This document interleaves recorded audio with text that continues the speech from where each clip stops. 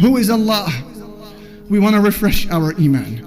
We want to be attached to our Creator. We want to fear nobody but Him. We want to please none other than Him. So who is Allah? Come with me to Surah Al-Hadid, chapter 57 of the Quran, where Allah, He says, introducing Himself to us, لَهُ مُلْكُ السَّمَاوَاتِ وَالْأَرْضِ. He is Allah who has the kingdom of the heavens and the earth. يُحْيِي وَيُمِيتُ. He alone is the one who gives life and death. وَهُوَ عَلَى كُلِّ شَيْءٍ قَدِيرٌ. And He is able to do whatever He wishes. يُسَبِّحُ لَهُ مَا فِي السَّمَاوَاتِ وَالْأَرْضِ وَهُوَ الْعَزِيزُ الْحَكِيمُ. Everything in the heavens and the earth glorify Allah, and He is the most mighty, the most wise. Ya Allah, هَلْ تَعْلَمُ لَهُ سَمِيًّا. Do you know anybody who shares even one of these characteristics with Allah? Who is Allah? Come with me to chapter 6 of the Quran, Surah Al-An'am. Allah says, وعنده مفاتح الغيب وعنده مفاتح الغيب لا يعلمها إلا هو. He has the keys to the unseen, no one knows them except Him. ويعلم ما في البر والبحر.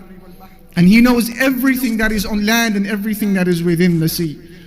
وما تسقط من ورقة إلا يعلمها. And there isn't a single leaf that falls from any tree except that Allah has knowledge of it. ولا حبة في ظلمات الأرض. And there isn't even a grain within the darknesses of the land. ولا رطب ولا يابس. Nor is there anything moist or anything that is solid إلا في كتاب مبين.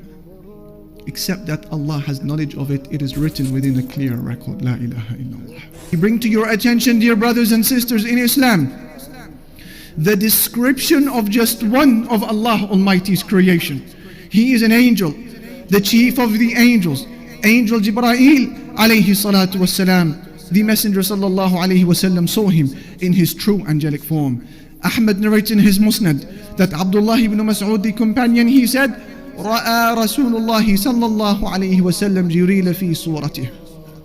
رأى رسول الله صلى الله عليه وسلم جبريل على صورته له 600 جناح كل جناح منها قد سد الأفق يسقط من جناحه من التهاويل والدر والياقوت ما الله به عليم. He says the Prophet ﷺ saw Angel Jibreel in his true angelic form, and he had no less than 600 wings, and every one of those wings was huge enough to fill the horizon and cover the skies. One wing spread out covers every cloud, covers every star, covers the sun and the moon, covers every inch of that blue sky that we see. One wing. What then can you make of 600 wings? And if this is the majesty of just one of Allah Almighty's creation, what then can you make of the beauty and the majesty of the Creator Himself? La ilaha illallah. I bring to your attention, dear brothers and sisters, yet a second creation from Allah Almighty. This is the description of one of the angels who are carrying the throne of Allah. Abi Dawood narrates in his Sunan on the authority of Jabir that the Messenger sallallahu alayhi wasallam said, أذن لي أن أحدث عن ملك من ملائكة الله من حملة العرش ما بين شحمة أذنه وعاتقه مسيرة 700 عام. He said alayhi salatu wasalam, Allah has given me permission to give you, O Muslims, a description of just one of the angels that are carrying the throne of Allah. He said the distance between his earlobe and his shoulder is the distance of 700 years worth of travel. If that is the distance between his ear and his shoulder, a hand span of a distance for us human beings, what then about the size of the rest of this angel?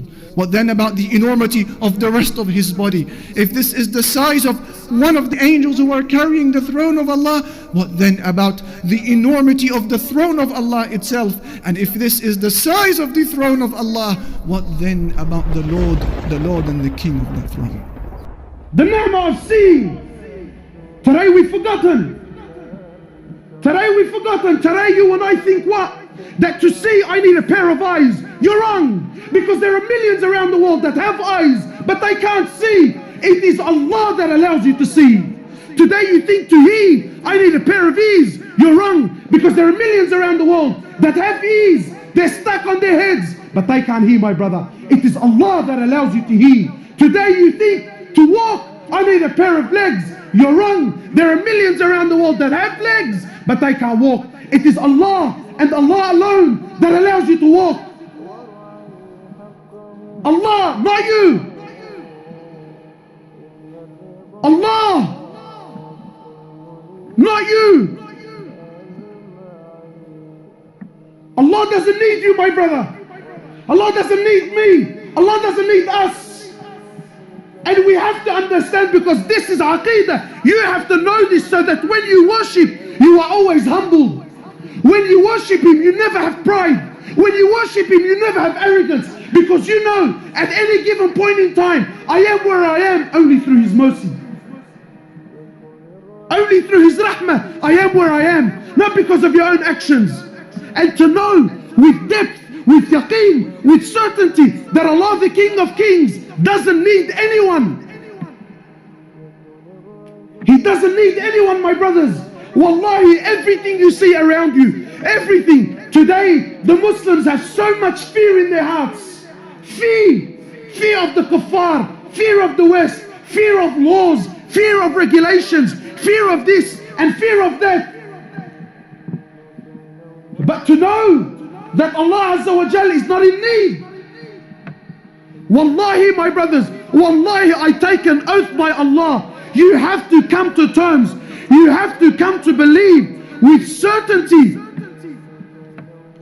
that every single human being, whoever lived, whoever's living, and whoever is to come and live on this earth, wallahi, every single human being, every single jinn, every single animal that walks on this earth, every single bird that takes the flight in the sky, every single fish that swims in the oceans of Allah Azza wa Jal, wallahi, every single land, every single country, wallahi, with all their governments and all their military force and all their might and all their science and all their money and all their know-how, all with the exception of none, every country, every tree, every grain of sand, every mountain, every river, every ocean, wallahi, every star, every sun, every moon, every single planet, every single angel, the billions and billions and billions of angels, all of them, with the exception of none, Mikael, Jibrail, Israfil, all, the first heaven, the second heaven, the third heaven, the fourth heaven, the fifth heaven, the sixth heaven, the seventh heaven, the ocean above it, the eight that carry the throne of Allah, the arsh of Allah, all are dead, all are dead. Nothing moves, nothing stops, nothing makes, nothing breaks, nothing gives, nothing takes, nothing rises, and nothing falls, nothing harms, and nothing benefits in Allah. And until this yaqeen and faith is in your heart, that nothing, that everything is dead, everything, except Allah. Allah doesn't need anything, anyone.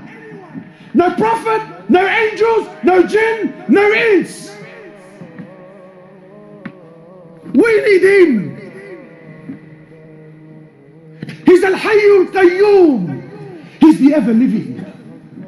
So you might say, brother, I'm alive. What's so special about that? I'm living. Yeah, but your living is dependent on His existence. He's the first with no beginning. He's the last with no ending. He is Allah. He is Allah. Al-Malik. He's the King. He's the King.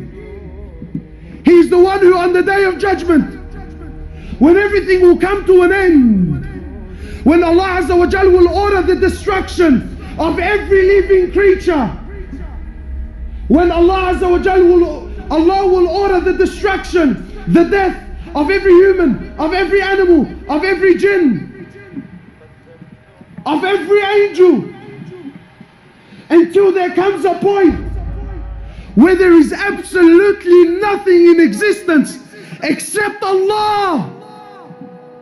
And Allah will call out, أين الملوك? أين أبناء الملوك? Where are those kings? Where are those kings who thought they were kings? Where are the sons of those kings? Allah will call out, where are the tyrants? Where are the gangsters? Where are the boys that thought he was something? Where? أين أبناؤهم? Where are their children?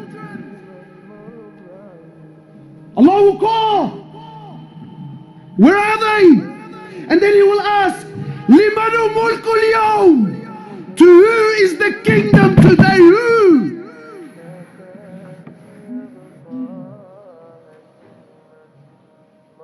Nothing will answer.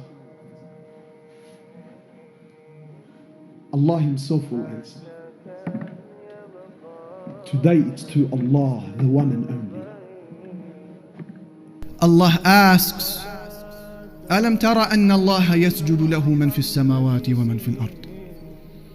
Don't you see, O people, that everything in the heavens and the earth prostrates to Allah? وَالشَّمْسُ وَالْقَمَرُ, and so does the sun, and so does the moon. وَالنُّجُومُ وَالْجِبَالُ, and so do the stars, and so do the mountains. وَالشَّجَرُ وَالدَّوَابُ, and so do the trees, and so do the moving creatures. وَكَثِيرٌ مِّنَ النَّاسِ, and so do many people. وَكَثِيرٌ حَقَّ عَلَيْهِ الْعَذَابُ, and many people will be punished, Ya Allah. Isn't that amazing? From all of creation that's in existence, they are all in submission, all in sujood to Allah, whether we see it or realize it or not. And the only exception is a minority who happen to be from the weakest of all creation. He is man. He and the jinn, they refuse. أيها الإنسان ما غرك بربك الكريم الذي خلقك فسواك فعدلك في أي صورة ما شاء ركبك كلا بل تكذبون بالدين وإن عليكم لحافظين كراما كاتبين يعلمون ما تفعلون.